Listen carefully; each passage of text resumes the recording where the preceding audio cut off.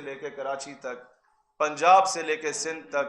تمام tribal elders کو لے کر، مشران کو لے کر، اور جتنے لوگ جو غیر متنازع شخصیات ہیں جو پاکستان کا درد رکھتے ہیں، ان کو لے کر امن کا جھنڈا بلند کر کے انشاءاللہ تعالیٰ پاڑا چنار کا رخ کرے گی، اور وہاں کے لوگوں سے آگے جا کے ہاتھ جوڑ کے کہے گی کہ اپنے دوسری نسل تک یہ لڑائی چلے گی، یہ تیسری نسل تک نہ لے کے جائیں، کیونکہ اس جنگ کا پھر معاملہ صرف پاکستان تک نہیں رہنا، پوری امت دو حصوں میں ڈیوائیڈ ہو جائے گی۔ پاکستان اس سے بڑھ کر فرقہ واریت کا متحمل نہیں ہو سکتا۔ ہم آنے والی نسلوں کو اتحاد امت کا اور یکجائیت کا اور اتحاد کا درس دیں، بجائے اس کے کہ ہم اسے تقسیم کرنے کا درس دیں۔ میں اسی پر آپ تمام صحافیوں کا دوبارہ شکر گزار ہوں کہ آپ لوگوں نے قیمتی وقت دیا، آپ یہاں تشریف لائے، ہمارا بیانیہ اس قوم تک پہنچا، اور میں یہی درخواست کروں گا، ہم بہت چھوٹے ہیں، ہم لوگ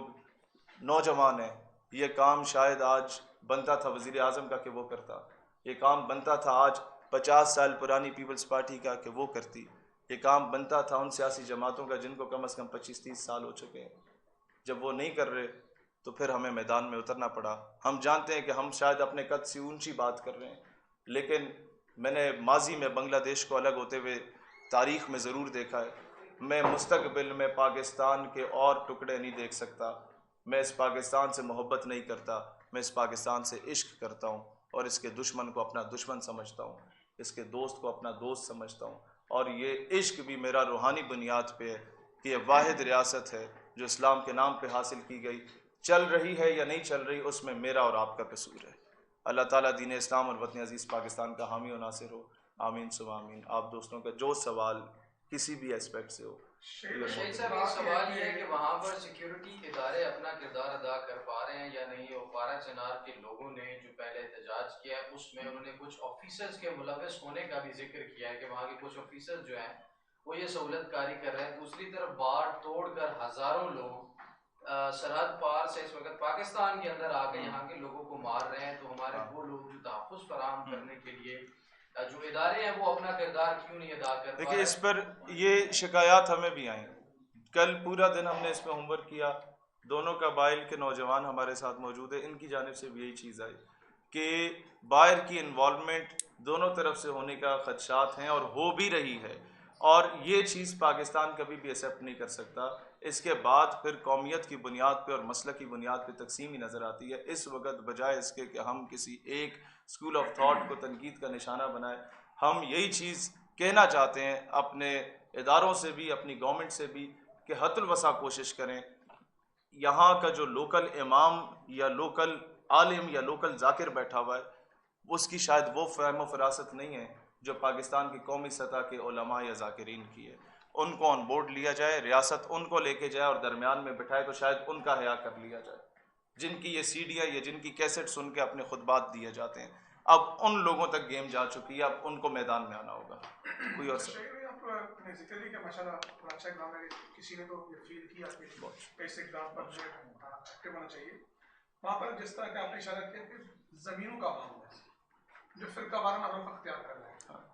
یعنی کہ مسئلہ فرقہ وارانہ نہیں ہے لیکن رخ اختیار کر رہے ہیں، اب بن چکا ہے۔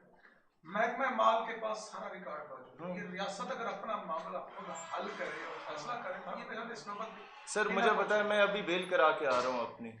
اور میں ایک چیز آپ کو صرف بتانا چاہتا ہوں، انڈائریکٹلی بتا رہا ہوں کیونکہ میرا مقدمہ ابھی چل رہا ہے، اور 3 سال مقدمہ پرانا جو فرانس کے معاملے میں تھا وہ ابھی دوبارہ مجھے پتا چلا کہ وہ ایف آئی آر ابھی رہتی ہے جو خارج کرانی ہے ہم لوگوں نے۔